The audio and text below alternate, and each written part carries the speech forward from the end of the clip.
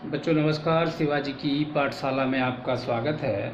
बच्चों आज मैं आपको परिमेय संख्याओं को दशमलव के रूप में किस प्रकार से प्रदर्शित किया जा सकता है या उनको बदला जा सकता है, उनको निरूपित किया जा सकता है, इसको आज हम लोग सीखेंगे। देखिए यहाँ पर दो मैंने भिन्न लिखी है, 5/8 और 7/11। और आप जानते हैं कि सभी भिन्नें जो होती हैं बच्चों, जिनको हम परिमेय संख्या भी कहते हैं। ठीक है, तो इनको किस प्रकार से हम दशमलव के रूप में बदलेंगे, देखिए हम भाग देकर इनको बदल सकते हैं। तो देखिए मैं दोनों की भाग करूंगा, दोनों को ध्यान से देखना है। 5 को भाग किया जाएगा 8 से बच्चों, और इधर जो है 11 को 7 को भाग किया जाएगा 11 से। ठीक है, इस प्रकार से हमें भाग करना है। देखिए किस प्रकार से, यहाँ देख रहे हैं कि 5 जो है वो छोटा है। क्या है, 5 जो है वो बच्चों छोटा है। ठीक है, तो हम क्या करेंगे, एक दशमलव लेंगे तो एक जीरो हमें यहाँ पे मिल जाएगा। तो फिर उसके बाद क्या होगा, 8 छिक 48 बच्चों, कितना हो जाएगा 8 छिक 48। नीचे कितना आया बच्चों, 2 जीरो। यानी कि फिर हम क्या करेंगे, दशमलव हमने लिया था, फिर जीरो ले लेंगे, यहाँ पे उतार लेंगे, क्योंकि दशमलव से हम जीरो ले सकते हैं। एक दशमलव हमने ले चुके हैं। उसके बाद ये हो जाएगा 8 दूनी 16। फिर बच्चों ये कितना हो जाएगा 4 बच्चों। फिर एक दशमलव ले लेंगे और ये हो जाएगा 8 पंजे 40। नीचे शेषफल कितना आया बच्चों, जीरो। भागफल कितना आया, ये। ठीक है, ये आपका था। इस प्रकार से हमने इसको कर दिया। तो इसका जो 5/8 था हमारा, इसको दशमलव के रूप में यदि लिखना हो तो 0.625 हम लिख सकते हैं। इसी प्रकार से यदि हम 7 को भाग करें बच्चों 11 से, तो फिर हम दशमलव लेंगे और 11 छिक 66 हो जाता है। 70 में से बच्चों 66 जाएंगे तो कितने होंगे, 4। 10 में से 6 गए 4, और ये आपका 6 में से 6 जीरो। फिर आप जीरो लेंगे, फिर 11 तिया 33 बच्चों। फिर कितना आएगा 7। फिर एक दशमलव लेंगे, यहाँ जीरो हो गया। 11 छिक 66 बच्चों। फिर कितना आएगा 4। फिर एक जीरो लेंगे, फिर कितना आएगा 11 तिया 33। फिर कितना आएगा बच्चों, फिर आ जाएगा 7। अब आप क्या देख रहे हैं यहाँ पे, यहाँ पर बार बार दो संख्याएं जो हैं, दो अंक बार बार हमारे रिपीट हो रहे हैं। क्या हो रहे हैं, और इसके अंदर आप देख रहे हैं कि यहाँ पर ये शेषफल जीरो आ गया, लेकिन यहाँ शेषफल जीरो नहीं आ रहा है। इसमें क्या हो रहा है, इसमें बार बार देखिए 40 यहाँ भी आया, 40 यहाँ भी आ रहा है, 70 यहाँ भी आया, यहाँ भी आया, और यही बार बार रिपीट होते चले जाएंगे पद। यही जो चरण है वो बार बार रिपीट होते चले जाएंगे और इनका अंत नहीं होगा। ठीक है, तो इस प्रकार की जो हमारी दशमलव संख्याएं होती हैं, तो इनको बोलते हैं शांत दशमलव संख्या। क्या बोलते हैं, यानी कि जो अंत हो जाने वाली शांत दशमलव संख्या कहलाती है। क्या कहलाती हैं, शांत दशमलव संख्या। तो ये हमारी हो गई है शांत दशमलव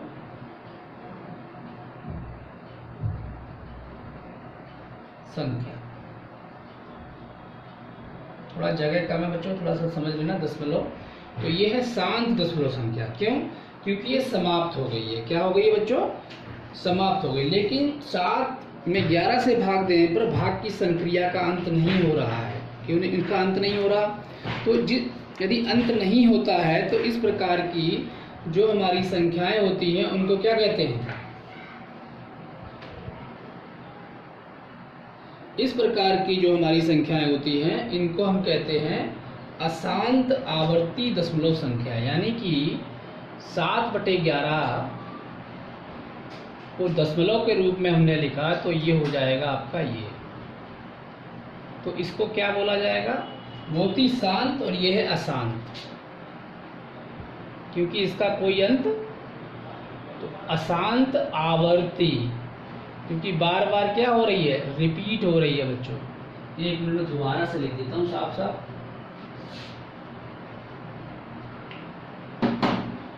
ये हो जाएगी अशांत, कभी ना समाप्त होने वाली, और आवर्ती मतलब बार बार रिपीट होने वाली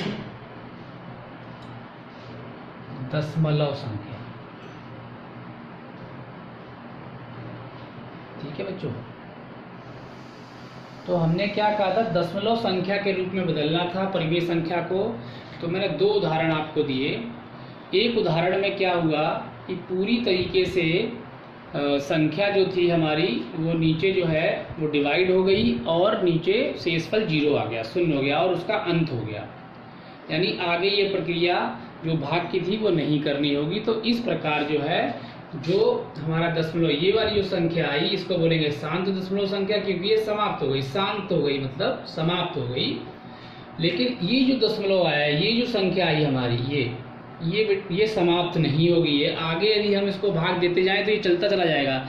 इसी प्रकार 0.63, 63, 63, 63, 63 अनंत तक ये जाएगा, अनंत तक। इसीलिए इस प्रकार की जो दशमलव संख्याएं होती है बच्चों, उनको बोलते हैं अशांत आवर्ती दशमलव संख्या। ठीक है बच्चों, समझे आप लोग? तो जो अशांत आवर्ती दशमलव संख्या हैं, तो इसमें हम यदि बात करें तो ऐसी परिमेय संख्याएं जिनको दशमलव में बदलने पर दशमलव भाग में एक अथवा एक से अधिक अंकों के समूह बार बार आते हैं। यानी एक या एक से अधिक अंकों के समूह क्या हो रहे हैं? बार बार आ रहे हैं, रिपीट हो रहे हैं।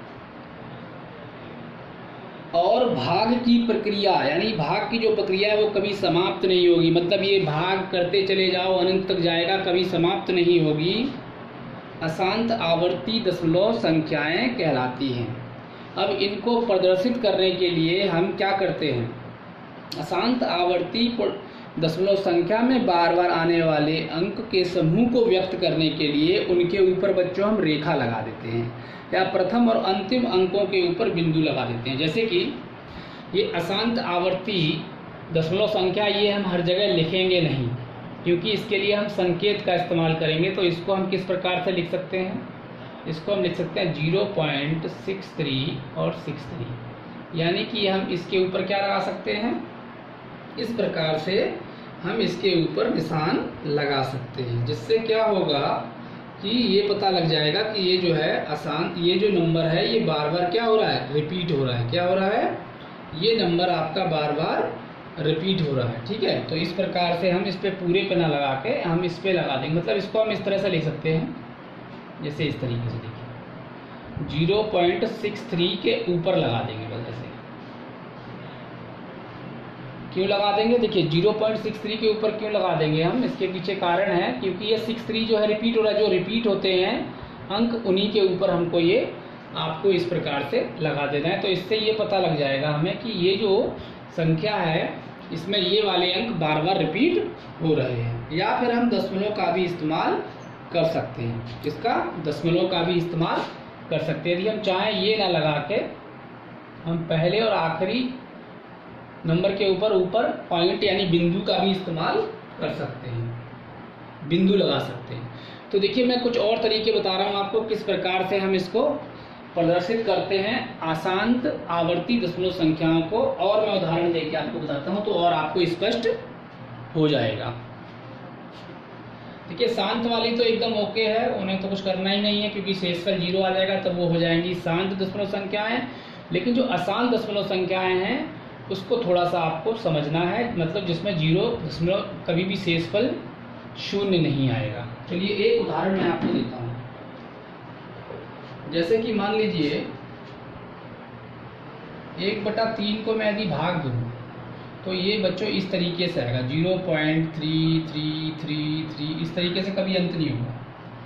ठीक है, तो ये 0.33 जो है इसको हम किस प्रकार से लिख सकते हैं? इसको हम लिख सकते हैं 0.3 और ऊपर हम इस प्रकार से लगा देंगे, या फिर हम इसको ऐसे भी लिख सकते हैं 0.3 और एक डॉट, यहाँ पे बिंदु लगा देंगे। इसी प्रकार से एक उदाहरण और है, जैसे 2/11 है। यदि मैं 2 को भाग दूं 11 से तो मेरे पास बच्चों आएगा 2.1818। यदि मैं भाग देता हूं तो इस प्रकार से आएगा, और यदि इसको मैं लिखना चाहूं तो इसको ये भी लिख सकता हूं इस प्रकार से, या फिर मैं 0.18 यानी 1 के ऊपर भी बिंदु और 8 के ऊपर भी बिंदु लगा सकता हूं। मतलब इस प्रकार से हम लोग इसको कर सकते हैं। चलिए एक और है, जैसे मैं बताऊं 1/7 है, इसको भाग देते हैं तो बच्चों हमारे पास आएगा 142857। ठीक है, 142857। तो हम यहाँ पर क्या करेंगे, यहाँ पर जो है देखिए इसमें कोई भी जो अंक है वो रिपीट नहीं हो रहे हैं। यहाँ पर जो है कोई भी अंक क्या है हमारे रिपीट नहीं हो रहे हैं। 2/11 जो है हमारा, इसको हमने इस प्रकार से लिख सकते हैं इसको, ठीक है। लेकिन जहां पर कोई भी अंक रिपीट नहीं होते हैं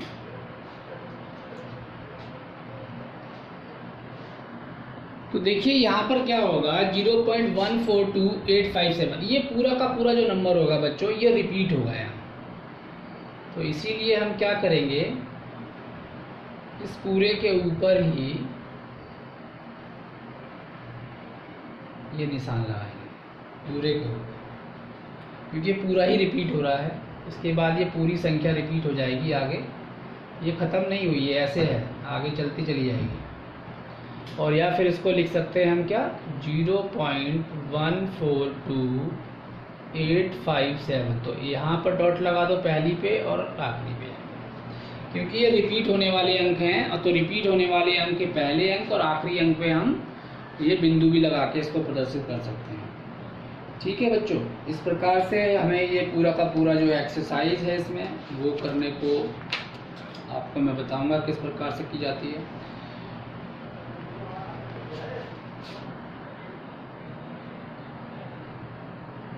देखिए बच्चों, मैं अब आपको बताने जा रहा हूँ कि शुद्ध अशांत आवर्ती संख्या और अशुद्ध अशांत आवर्ती संख्या में अंतर क्या है। देखिए, जो मैंने अशांत आवर्ती संख्या आपको बताई थी, जो कभी न समाप्त होने वाला दशमलव संख्या, ऐसी दशमलव संख्या जिसमें क्या होता है, अंकों की पुनरावृत्ति होती है, बार बार आते हैं, और वो भाग जो होती है, भाग की प्रक्रिया लगातार चलती रहती है। ठीक है, उसमें कुछ अंक क्या होंगे, रिपीट होते चले जाते हैं। तो ये दो तरह के होते हैं, एक होती है शुद्ध अशांत आवर्ती संख्या होती है दशमलव संख्या, और दूसरी होती है अशुद्ध अशांत आवर्ती दशमलव संख्या। ठीक है, तो ये दशमलव संख्या के बारे में हम लोग बात कर रहे हैं, दो तरह की होती है। एक तो ऐसी है जिसमें क्या होता है बच्चों, जैसे मैं उदाहरण दे रहा हूँ आपको, जैसे कि ये 1/3 जो मैंने आपको दिया था,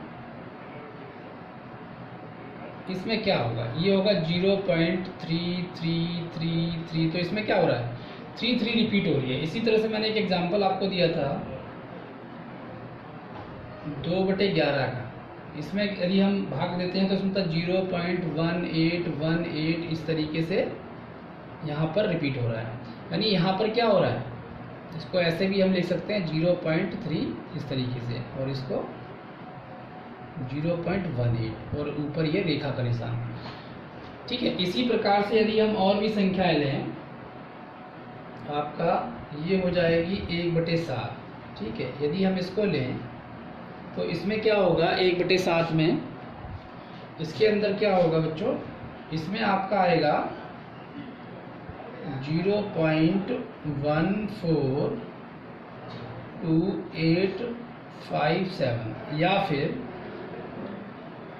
0.142857, यानी कि इस पूरे के अंदर क्या होगा, ये आएगा। या फिर हम पहले नंबर और आखिरी नंबर पे दशमलव भी रख सकते हैं, पॉइंट रख सकते हैं। तो देखिए ये जो है, ये संख्याएं क्या हो रही हैं, इसमें पूरे का पूरा अंक, मतलब ये जो है ये दोबारा से रिपीट होता चला जाएगा। यानी कि यहाँ पे 2 अंक रिपीट हो रहे हैं, यहाँ पे 1 अंक रिपीट हो रहा है, यहाँ पे पूरी की पूरी संख्या रिपीट होगी आगे। मतलब अब आगे जो आएगा वो फिर आएगा 14287 इस तरीके से, है ना। फिर आएगा, जैसे यहाँ पे 18 आया, फिर 18 के बाद फिर 18 आया, यहाँ पे 333 हो गया। ऐसे ही कहीं पर 3 आपकी जो है 3 अंक रिपीट होंगे, कहीं पे 4 अंक रिपीट होंगे, कहीं पे 5, कहीं पे 6, कहीं पे 7, कहीं पे 8, कितने भी अंक रिपीट हो सकते हैं। कहने का मतलब वही अंकों का रिपीटिशन बार बार होगा तो होगी शुद्ध अशांत आवर्ती संख्या। लेकिन अशुद्ध में थोड़ा सा अंतर आ जाता है। क्या होता है देखिए, अशुद्ध में क्या होगा, जैसे कि आपका 1/6 है, इसको आप भाग कर लीजिएगा, 1/6 है। 1/6 को जब आप भाग देंगे तो बच्चों आएगा 0.16666 ऐसे आता चला जाएगा। यहाँ पर हो क्या रहा है, यहाँ पर बच्चों क्या हो रहा है, इसको हम ऐसे भी लिख सकते हैं, 0.16 रखकर भी छोड़ सकते हैं। यहाँ पर क्या हो रहा है बच्चों, यहाँ पर 1 जो है मतलब दशमलव के बाद तुरंत 1 आ रहा है, मतलब ये जो दशमलव है इसके बाद क्या आ रहा है 1, उसके बाद 1 नहीं आ रहा, उसके बाद 6 ही 6 बार बार आ रहा है। ठीक है, यानी कि इसमें 1 की पुनरावृत्ति नहीं हो रही है, बार बार रिपीट नहीं हो रहा है 1, परंतु जो बाद वाला अंक है 6 वो बार बार आ रहा है। ठीक है, इसे हम मिश्रित आसंत आवर्ती दशमलव संख्या कहते हैं। क्या कहते हैं बच्चों, मिश्रित कहते हैं इसको, अशुद्ध ना कह के हम मिश्रित कह सकते हैं इसको। ठीक है, अशुद्ध नहीं बोलेंगे इसको, हम इसको बोल देते हैं मिश्रित। क्या बोल देंगे, इसको मिश्रित बोल देंगे, वो ज़्यादा अच्छा रहेगा। अशुद्ध ना बोल के इसको हम बोल देंगे मिश्रित। ठीक है, इसको अशुद्ध ना बोल के इसको हम मिश्रित आसंत आवर्ती संख्या भी बोल सकते हैं। ठीक है, मिश्रित आसंत आवर्ती संख्या जो होगी, यानी ऐसी मिश्रित आसंत आवर्ती संख्या ऐसी दशमलव संख्या होगी जिसमें क्या होगा, जब उसे भाग दिया जाएगा तो जो पहला अंक होगा दशमलव के बाद वो 1 होगा और उसका रिपीटिशन नहीं होगा, यानी वो बार बार नहीं आएगा। यानी यहाँ पर जो 1 है आपका ये बार बार नहीं आ रहा है, वो बाद वाला अंक बार बार आएगा। तो इस प्रकार की जो संख्याएं होती हैं उनको बोलते हैं आसंत आवर्ती दशमलव संख्या कहते हैं बच्चों। ठीक है, मिश्रित आसंत आवर्ती दशमलव संख्या। ठीक है, तो इतना आपको मैंने बता दिया है और आगे हम आपको बताएंगे फिर। चलिए मैं एक आपको उदाहरण दे रहा हूँ। यहाँ पर क्या होगा, कुछ मैं परिमेय संख्या लेने जा रहा हूँ, जिन परिमेय संख्याओं में कि हम जिसको यदि वो ऋणात्मक हों, ऋणात्मक परिमेय संख्याओं को किस प्रकार से हम दशमलव संख्या के रूप में बदल सकते हैं। देखिए इसमें कुछ नहीं है, जिस प्रकार से हम धनात्मक परिमेय संख्याओं को बदल रहे थे उसी प्रकार से ऋणात्मक बदल देंगे, बस ऋणात्मक जो अपना जो ऋण का साइन होगा वो लगा देंगे। चलिए एक उदाहरण मैं आपको दे देता हूँ जिससे कि आपको और स्पष्ट हो जाएगा बच्चों। ठीक है, तो आपको समझ में आ गया होगा शुद्ध अशांत आवर्ती दशमलव संख्या और मिश्रित अशांत आवर्ती दशमलव संख्याओं में क्या अंतर है। ठीक है, इतना सा अंतर है, इसको ध्यान से देखिएगा, समझ में आ जाएगा। तो मिश्रित को अशुद्ध की जगह हम मिश्रित इस्तेमाल करेंगे। यहाँ पे थोड़ा सा देखते हैं और कि किस प्रकार से ऋणात्मक, तो एक उदाहरण के माध्यम से मैं आपको समझा रहा हूँ कि जैसे मान लीजिए -24 है और इसको 7 से मुझे डिवाइड करना है बच्चों, तो कैसे करेंगे हम, दशमलव का हम इस्तेमाल भाग में नहीं करते हैं, इसमें हम बाद में इसको लगाएंगे जब इसका जो भागफल आ जाएगा। ठीक है, तो देखिए इसको करते हैं, 7 दूनी 14, 7 या 21, 3 आएगा बच्चों। फिर यहाँ पे दशमलव लेना पड़ेगा, 7 चौक 28, फिर बच्चों 2 आएगा, फिर 0, 7 दूनी 14 आएगा बच्चों, फिर 6, फिर 0, 7 8 56 हो जाएगा, यानी कि 4, फिर 0, 7 पंजे 35 हो जाएगा बच्चों, यानी कि 5, फिर 0, 7 7 49 हो जाएगा बच्चों, फिर आ जाएगा 7 1 7 हो जाएगा, ये कितना आ गया 3। तो आप देख रहे हैं यहाँ पर जो है 3 आ गया। ठीक, तो ये जो 3 है आप ये फिर 30 हो जाएगा। अब ये यहाँ से पूरा का पूरा रिपीट होगा आपका, यहाँ से 30 होगा, फिर लेंगे तो आगे करते जाएंगे। तो अब यहाँ के बाद जो है ये रिपीट होता चला जाएगा। यानी कहने का मतलब अब जो संख्याएं होंगी आपकी ये पूरी की पूरी ये रिपीट होगी, यानी कि फिर क्या आएगा, फिर 4 आएगा यहाँ से, यदि हम आगे करते जाएं फिर 4 आएगा, फिर 2 आएगा, फिर 8 आएगा, फिर 5 आएगा, फिर 7 आएगा, फिर 1 आएगा, ठीक है। फिर उसके बाद फिर 4 आएगा, फिर 2 आएगा, ऐसे ये होता चला जाएगा। कहने का मतलब कि ये पूरी की पूरी जो संख्या है वो यहाँ से रिपीट होगी, ठीक है। अब देखिए, अब इसमें क्या उत्तर आएगा इसका उत्तर जो आया आपका 24/7 का उत्तर क्या आया आपका, आया 3.42871, यानी कि 3.42851 ये आया, ठीक है। और इसको हम इस प्रकार से भी लिख सकते हैं, मैंने आपको बताया था जो हमारे डिजिट्स, जो हमारे नंबर्स रिपीट होते हैं उनके ऊपर इस प्रकार से हम रेखा का इस्तेमाल कर सकते हैं, या पहले और आखिरी अंक पे बिंदु भी लगा सकते हैं, ठीक। ये हो गया। अब यहाँ पर ये क्या है, ये है माइनस का, तो भाई ये भी तो फिर माइनस का हो जाएगा, बस यही इसी प्रकार से ऋणात्मक कर लेते हैं हम। तो बहुत आसान होता है, धनात्मक की तरह ही ऋणात्मक को करते हैं, ठीक है। इसको आपने बहुत आसानी से कर सकते हैं हम लोग।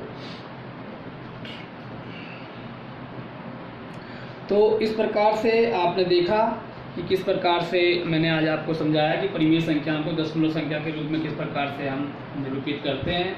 आगे मैं आपको जो है अगली कक्षा के अंदर, अगले लेक्चर में आपको बताऊंगा कि पूरी अभ्यास की आई जो एक जे है वो मैं आपको पूरी करवा दूंगा, ठीक है। यहाँ ये आपका पूरा का पूरा लगभग चैप्टर खत्म हो जाएगा, समाप्ति की तरफ जा रहा है। उसके बाद दशमलव संख्या को परिमेय संख्या के रूप में व्यक्त कैसे किया जाता है वो आपको, जिस प्रकार से मैंने आपको बताया कि परिमेय संख्या को दशमलव संख्या में बदलना, उसी प्रकार से एक लेक्चर इसका और होगा कि दशमलव संख्या को परिमेय संख्या के रूप में किस प्रकार से व्यक्त किया जाता है। और फिर उसके बाद ये चैप्टर आपका समाप्त हो जाएगा, और इसके बाद जो अगला चैप्टर है हमारा बच्चों, वो हम लोग शुरुआत करेंगे, ठीक है। तो इसको ध्यान से देखिएगा। इसके बाद अगला चैप्टर है वर्गमूल, ये हम लोग करेंगे, ठीक है। तो इसको बड़े ध्यान से देखिए, लगभग मैंने इसका पूरा कंप्लीट आपके चैप्टर कर दिया है। इसको ध्यान से देखिएगा, समझिएगा। यदि कोई क्वेश्चन यदि आपके माइंड में है और आपको समझ में नहीं आता है तो आप कमेंट बॉक्स में जरूर लिखना, ठीक है बच्चों। थैंक यू वेरी मच बच्चों फॉर वॉचिंग दिस वीडियो।